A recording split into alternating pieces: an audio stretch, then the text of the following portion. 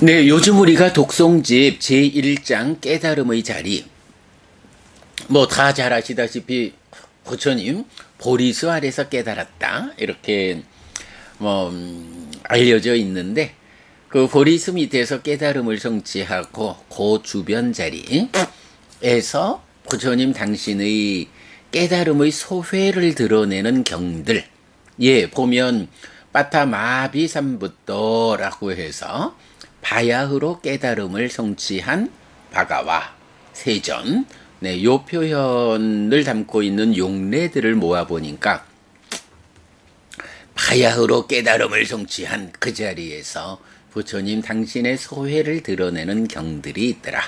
그래서 그 경 중에 첫 번째로는 내가 성취한 법은 무엇일까? 따까와자로 따까의 영역을 넘어선 법이요 라고 말씀하시는, 이제 오랜 윤회의 삶을 끝내고 깨달아 이제 더 이상 윤회하지 않게 됨을 성취하신 그 소회의 첫마디로 내가 성취한 법은 무엇일까? 따까의 영역을 넘어선 것이야. 그리고 두 번째로, 그런데 참으로 존중하고 순응해야 하는 삶의 입장에서 볼 때 내가 개정해 해탈직연 이 5가지 법의 무더기 모두를 두고 나보다 더 잘 성취한 사람이 없으니 신이든 사람이든 누구를 내가 존중하고 존경하고 의지에 머물러야 할까? 그럴 수 없다. 내가 가장 높다. 그러니 내가 성취한 이 법을 존경하고 존중하고 의지해서 머물러야겠다. 라고 부처님 당신의 완전한 깨달음의 상태를 또한 드러내시죠. 자, 그런 상태에서 깨달은 자는 이렇게 따까의 영역을 넘어섰다. 가래가 생겨나는 그 영역에서 가래가 생겨나지 않는 삶을 실현했다. 가래가 생겨나면 괴로움으로 가지만 가래가 생겨나지 않으면 괴로움의 소멸, 고멸, 행복으로 나아가는 이런 삶을 완성했는데, 이제 정말로 또 의미를 가지고 알아야 하는 것이, 그렇다면 어떤 방법이 있어서 내가 괴로움의 삶을 행복의 삶으로, 고를 고멸로 바꾸었을까? 라는 부분에 대한 또 부처님의 소회가 드러나죠. 그래서 어저께 독송한 범천경에서는 사념처가 바로 고를 고멸로 바꾸는 그 방법이다. 사념처라는 수행의 구체적 테크닉이 있다라는 거 보았고요. 그런가 하면 이제 오늘 독송한 사한반티 범천경에서는 5가지 기능이 있다. 이 5가지 기능이 받고 많이 행하면 불사, 죽지 않음, 불사로 들어가고 불사를 지지하고 불사를 완성한다 라고 했어요. 사실 뭐니 해도 인간 중생으로의 삶에서 가장 크고 끝까지 남아있는 괴로움, 그 근본 괴로움이 뭔가요? 죽는다는 거지요. 생로병사라고 하는 이 중에 결국은 죽어야 한다라는 이것이 가장 크고 최후까지 남아있는 그런 괴로움이죠. 이러한 죽음으로부터 벗어나는 것. 죽지 않게 되었어? 불사. 어떻게 죽지 않을 수 있을까? 태어난 자는 죽게 마련이니 태어나지 않으면 죽지 않을 수 있어. 어떻게 태어나지 않을 수 있을까? 네, 여러분, 우현경의 가르침이 여기서 또 적용되죠. 이 몸으로 살아 한평생 무명과 가래를 해소하지 못하고 죽으면 몸으로 간다 라고 해서 시기, 이 마음이 몸과 함께 짝해서 살아가다가 몸이 무너져 죽은 뒤에 무명과 가래가 해소되지 않았다라는 것을 조건으로 이 식이 몸으로 간다. 몸으로 간다. 식이 새로운 몸과 만나는 것. 이것을 태어남이다 라고 하죠. 그리고 태어나면 몸이라고 하는 이 물질이 가지는 한계 특성이 있어서 결국은 몸은 무너지게 마련이다. 죽어야 한다. 몸으로 가서 태어나는 한 죽지 않을 방도가 없다. 그렇다면 불사를 실현하기 위해서 죽지 않음이 실현되기 위해서는 태어나지 않아야 한다. 식이 몸으로 가지 않아야 한다. 불생을 통한 불사의 실현. 이래 되는 거죠. 그러면 무명과 가래가 있으면 몸으로 가게끔 되어 있는데 몸으로 가지 않으려면 어떡하나요? 살아있는 동안 이 몸으로의 삶의 과정에서 무명과 가래를 부수면 무명과 가래가 부서져서 더 이상 존재하지 않게 되면 이 마음이 몸이 무너져 죽은 뒤에 몸으로 가지 않는다. 이것이 태어나지 않게 되었다. 그럼으로써 죽지 않게 되었다. 불사가 실현되었다. 깨달아 윤회에서 벗어났다. 그죠? 몸으로 가서 태어나지 않으니까 더 이상 윤회하지 않게 되는 거죠. 열반이 실현되었다. 깨달음이다. 네. 요렇게 우리가 불사라는 개념을 이해해야 하죠. 자, 그럴 때에 불사라고 하는 이 깨달음. 그래서 몸과 함께하는 중생으로의 삶이 가지는 괴로움이라는 이 현상으로부터 벗어난 더 이상 괴로움이 없다. 완전한 행복이 실현되었다. 고로부터 고멸로 바뀌었다. 이런 불사의 실현, 고멸의 실현에 대한 두 번째 방법으로 사한파티 범천경은 5가지 기능을 제시하고 있다.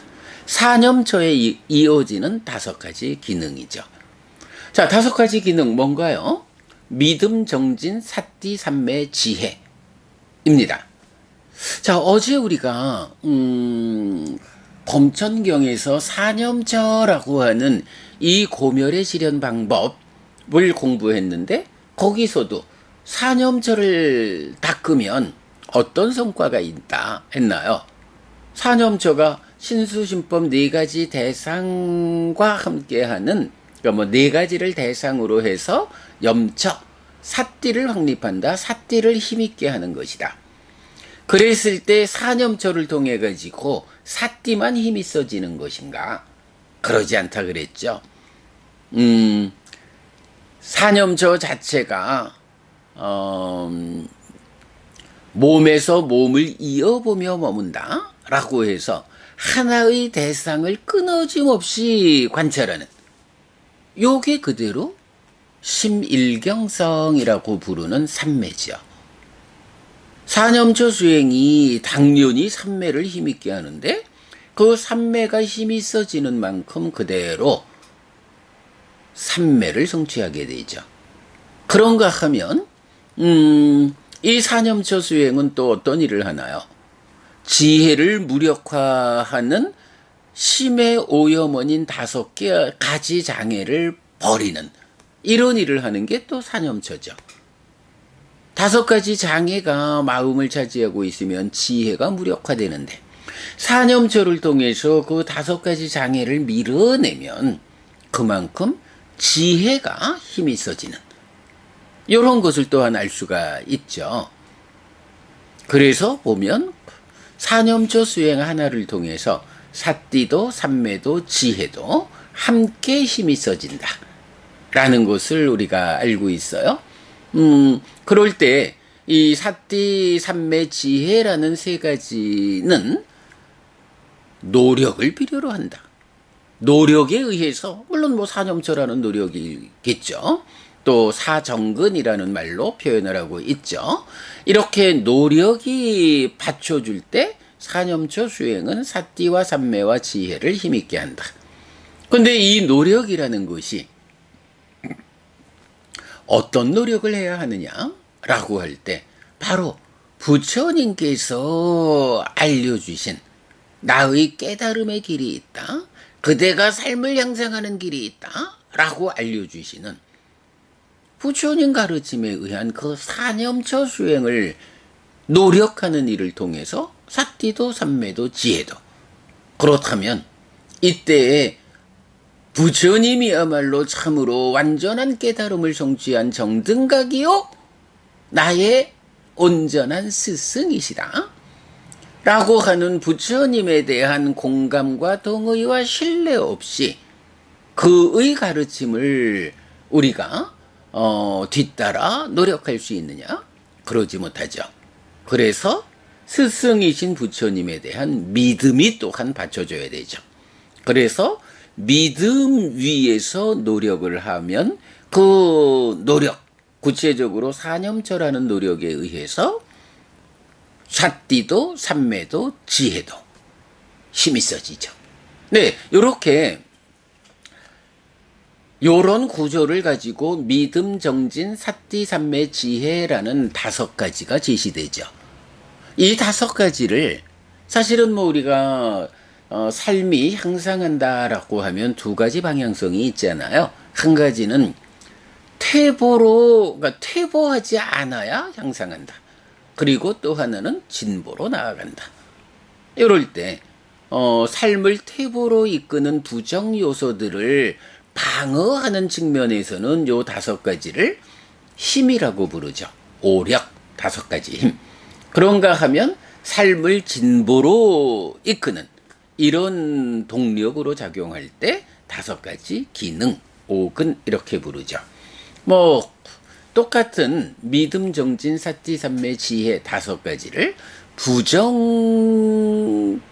요소, 퇴보로 이끄는 것들을 방어할 때는 5가지 힘이다. 오력. 진보로 이끄는 동력으로 작용할 때 5가지 기능, 오근 이렇게 부른다라는 것까지 우리가 잘 알고 있고요. 자, 이렇게 5가지 기능을 닦고 많이 행할 때 불사로 들어간다. 불사가 완성된다라고 했거든요. 자, 그러면 이제 우리가 이 5가지 기능에 대해서 이건 무엇일까라고 좀 생각해 볼 필요가 있어요. 어쨌든 우리가 몸과 마음이 함께 한 상태의 내가 수행을 하죠. 그런데 이 수행을 구체적으로 몸이 중심이 되어 하는 수행일까요? 마음이 중심이 되어 하는 수행일까요? 우리 이제 경에서는 호흡 수행을 설명할 때 보면 많은 경들이 기본적으로 방해받지 않는 자리를 찾아라. 몸과 마음으로 구성된 내가 세상으로부터 방해받지 않을 수 있는 자리를 찾아라. 그래서 나무 밑이든 빈집이든 이렇게 나타나죠. 그러면 그렇게 세상으로부터 방해받지 않게 되었을 때 이 수행을 위해선 어떻게 해야 하나요? 몸을 고정해라. 이렇게 말하죠. 사실은 마음이라는 게 눈에 보이지 않지만 어쨌든 몸이라는 요 테두리 안에 있잖아요. 그런데 몸이 흔들리면 마음도 따라서 흔들린다. 그러니 몸을 고정하자. 세상으로부터 방해받지 말자. 몸과 마음의 상태에서 몸을 고정하자. 요 얘기는 뭔가요? 결국은 수행의 주체가 되는 것은 몸이 아니라 마음이다. 몸 안에 들어있는 이 마음이 수행을 온전하게 하려면 몸이 흔들리지 않아야 가능하다. 이런 측면이죠. 그리고 나면 콧구멍 주위에 삿띠를 준비한다. 라고 해서 그래 세상으로부터도 방해받지 않게 되고 몸이 흔들리지 않음으로써 몸이 고정됨으로써 마음이 몸 따라 흔들리지 않게 되었을 때 그때 비로소 마음이 수행을 온전히 진행할 수 있다. 이런 얘기가 되는 거죠. 그래서 콧구멍 주위에 삿띠를 준비하고 그때부터 오직 삿띠하면서 들이쉬고 오직 삿띠하면서 내쉬는 요렇게 삼매로 나아가는 과정이 진행이 되죠. 자, 이렇게 수행은 결국 마음이 하는 것이다 라고 말할 수가 있겠어요. 자, 그러면 마음이 수행을 하는데 이제 경에서 5가지 기능을 닫고만이 행할 때라고 했거든요. 믿음, 정진, 사티, 삼매, 지혜라는 이 5가지는 마음하고는 어떤 관계에 있는 것일까? 그래서 마음이 주가 되어가지고 하는 수행에서 믿음, 정진, 사티, 삼매, 지혜라고 하는. 근데 생각해보면 요 5가지가 물질적인 거는 아니거든요. 몸에 속한 건 아니거든요. 물질 아니니까 크게 보면 뭐 몸과 마음 이럴 때 어쨌든 마음에 속한 어떤 거일 것 같아요. 이 5가지와 마음은 어떤 관계일까라는 것을 생각해 봐야 하죠. 자, 이럴 때 이제 우리가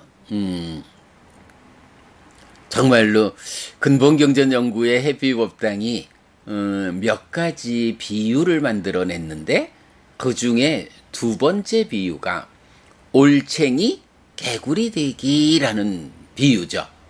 여러분 우리 기본적으로 심의식이라는 마음에 대한 이해에서 H2O의 비유 참 기가 막힌 비유를 우리가 만들었잖아요.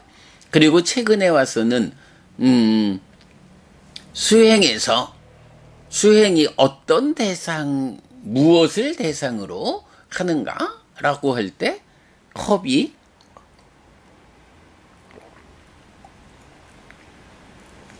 물을 마시면 컵 안에 물이 흔들리죠.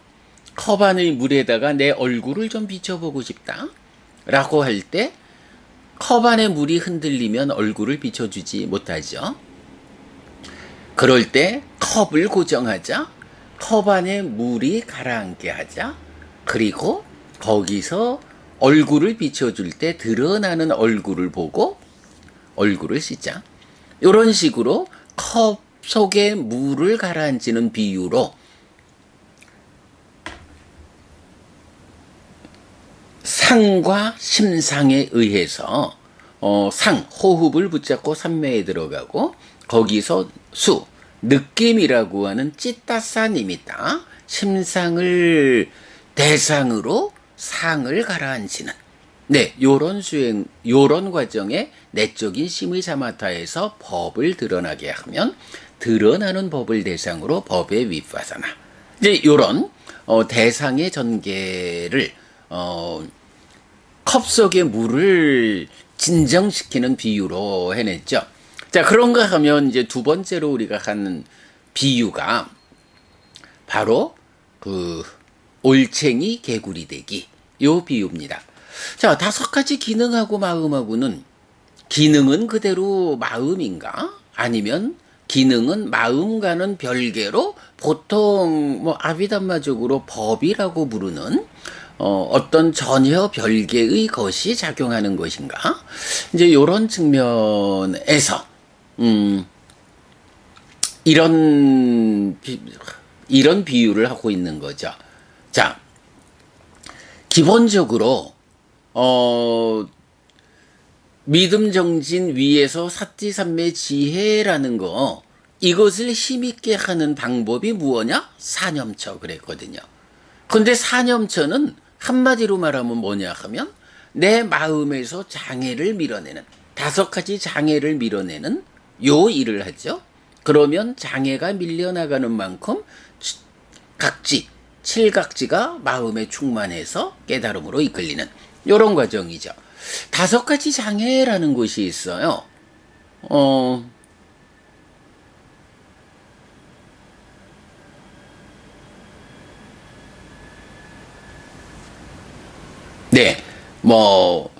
까마찬다, 소유의 관심, 또는, 간탐, 또는 까마라가, 욕탐, 요렇게 나타나는 약간 소유적인 거, 그리고 진해, 해태 혼침, 들뜸 후의 의심이라는 5가지 장애가 있는데, 이 5가지 장애를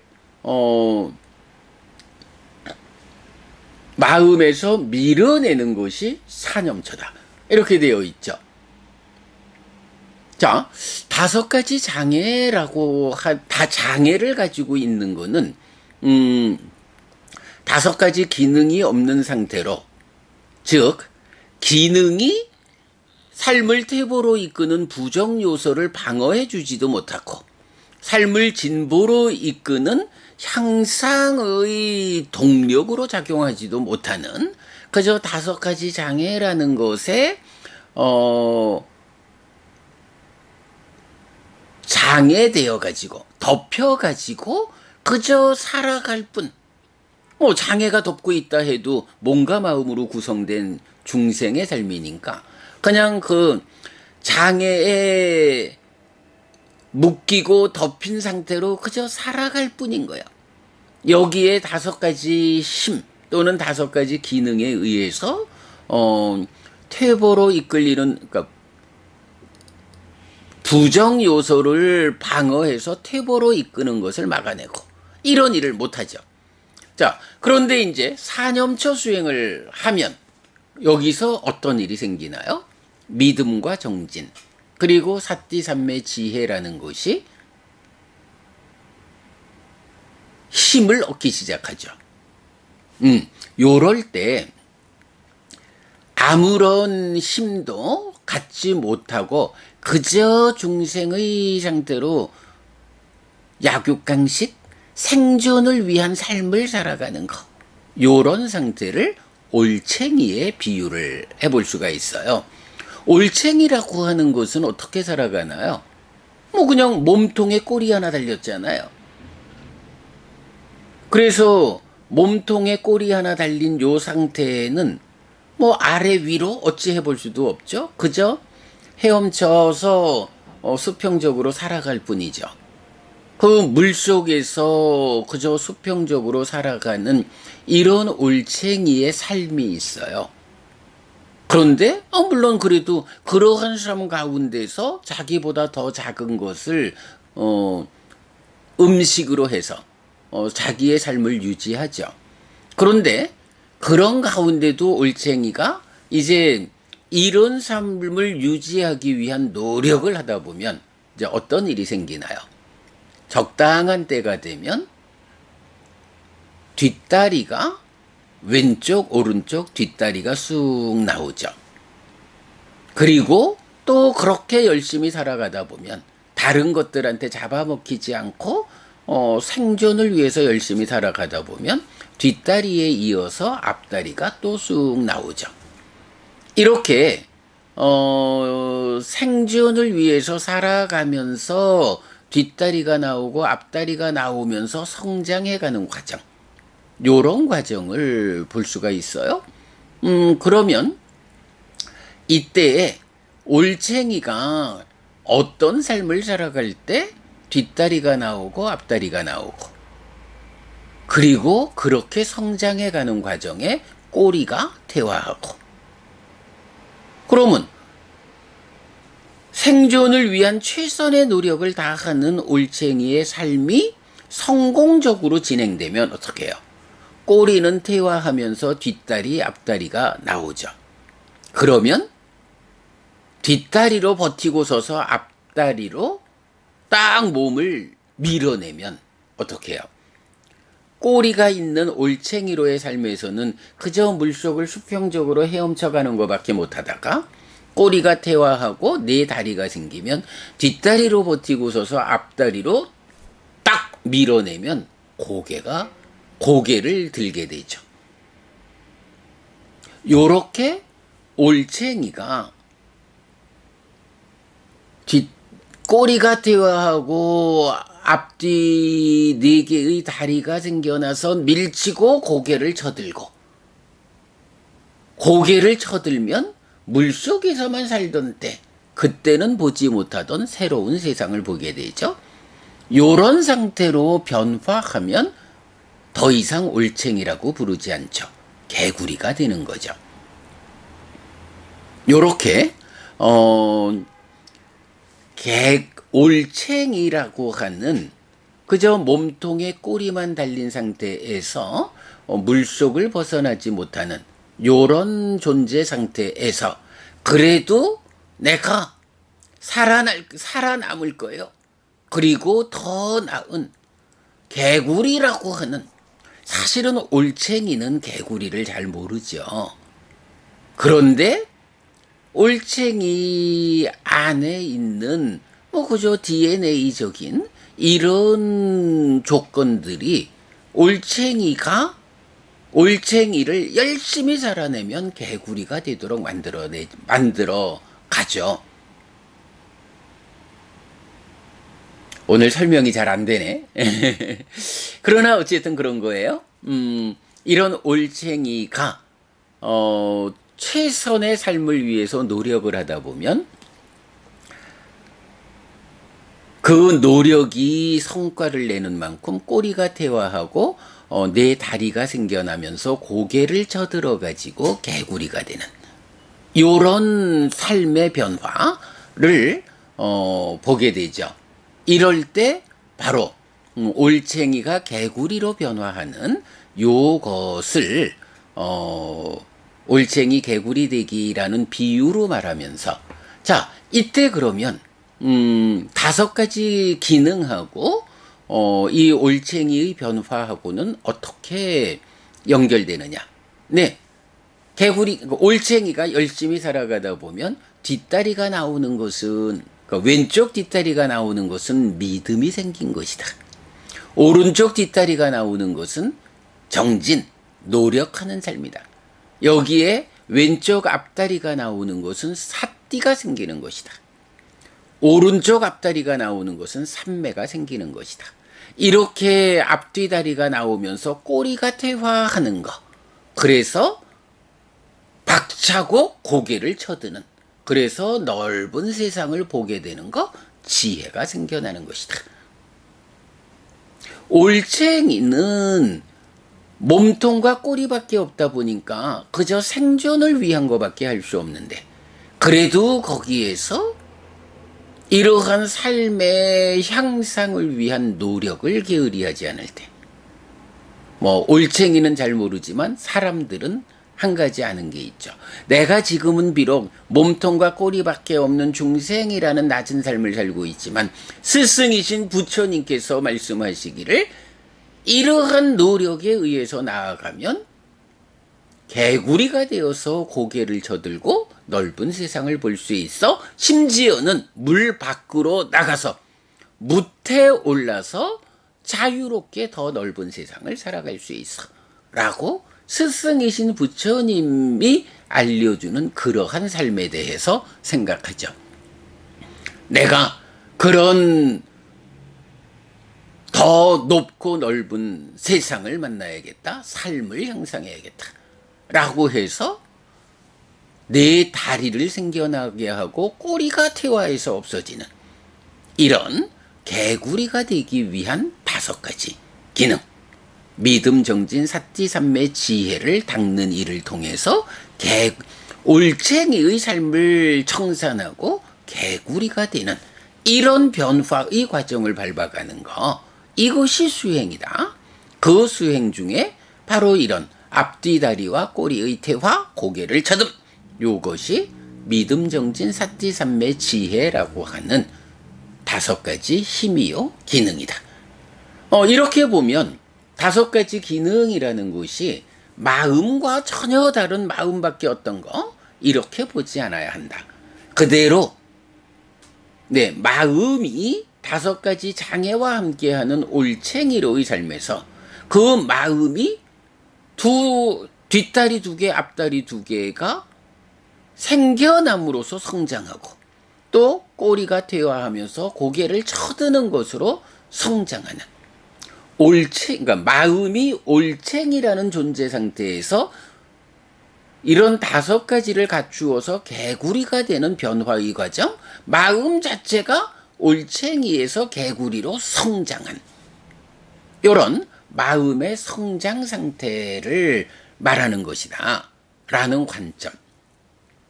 그래서 5가지 기능이라는 것은 마음과는 전혀 별개의 어떤 것이 수행을 위해서 만들어져서 작용하는 게 아니고, 마음이라는 내 삶의 주체죠. 이 마음이 사념처 수행을 통해 가지고 5가지로 성장하는 것이다.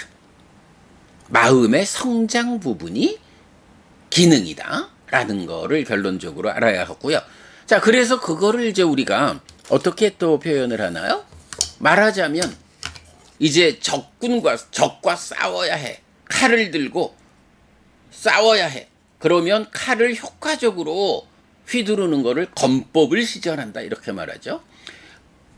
팔로 칼을 들고 건법을 시전하는 거, 사념처라고 하는 수행 기법으로 수행하는 것이 건법을 시전해서 그냥 막무가내로 휘두르는 게 아니라 정확한 건법을 통해서 적을 제압하는, 번뇌라는 적을 제압하는, 요게 이제 사념처라는 수행 기법이죠.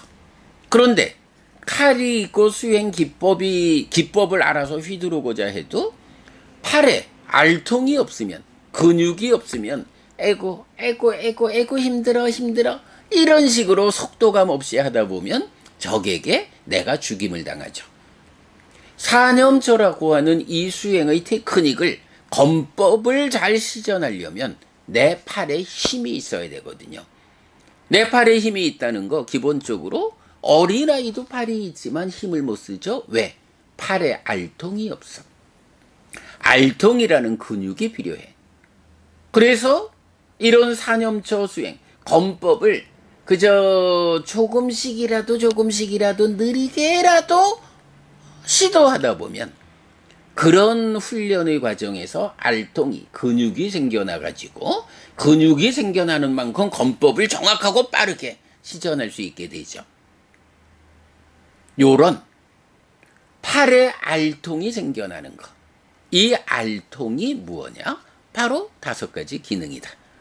사념처라는 수행의 테크닉, 건법을 시전하기 위해서는 팔에 알통이라는 근육이 힘이 있어야 한다. 근육이, 그러니까 알통이 커질수록 정확하고 빠르게 건법을 시전해서 적을 제압할 수 있다.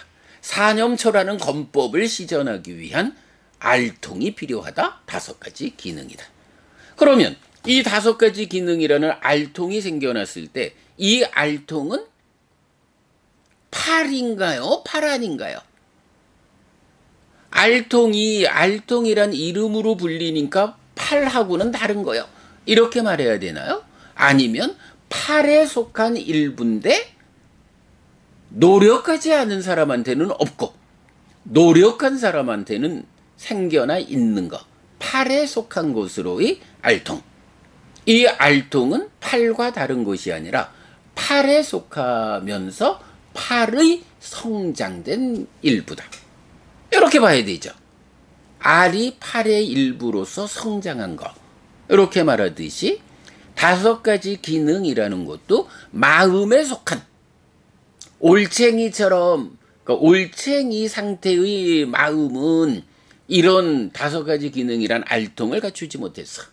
그러나 사념처 수행을 통해 가지고 서서히 알통이 생겨나면서 힘이 있어졌어. 그래서 개구리가 되었어. 이렇게 변화했어.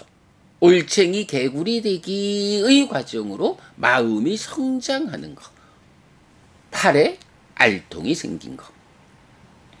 그래서 5가지 기능은 마음과 다른 것, 마음 밖에 어떤 것으로 보지 않아야 한다. 사념처 수행을 통해서 마음이 성장한 부분, 요거를 5가지 기능이라고 한다.